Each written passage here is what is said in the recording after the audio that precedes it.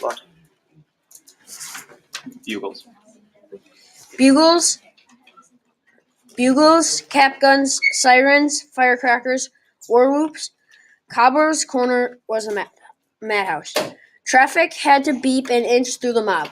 Kids cried for autographs. Scraps of paper fluttered down in a shower of homemade confetti.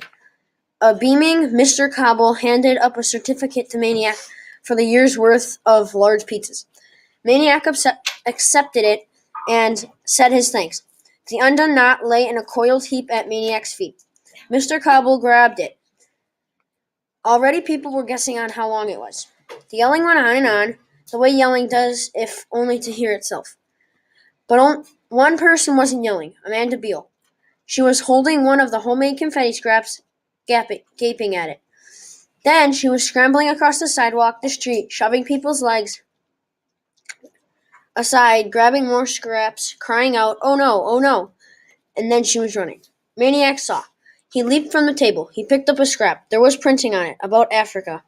He picked up another. This one mentioned ants. Another, Aristotle. The Encyclopedia A.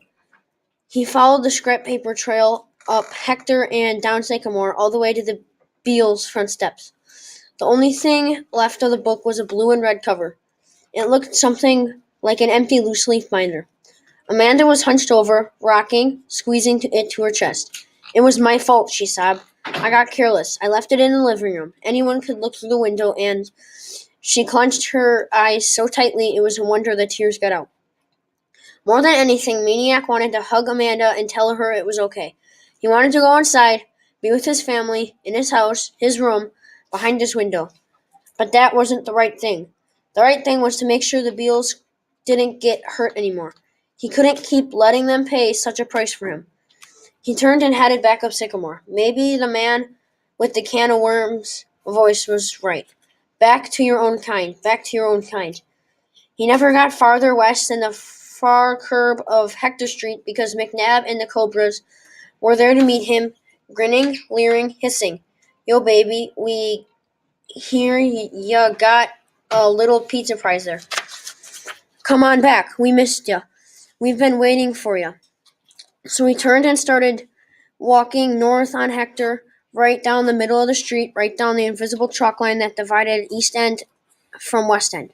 Cars beeped at him, drivers hollered, but he never flinched. The Cobras kept right along with him on the side of the street. So did a bunch of East Enders on their side. One of them was Mars Bar. Both sides were calling for him to come over. And then they were calling at each other, then yelling, then cursing. But nobody stepped off a curb.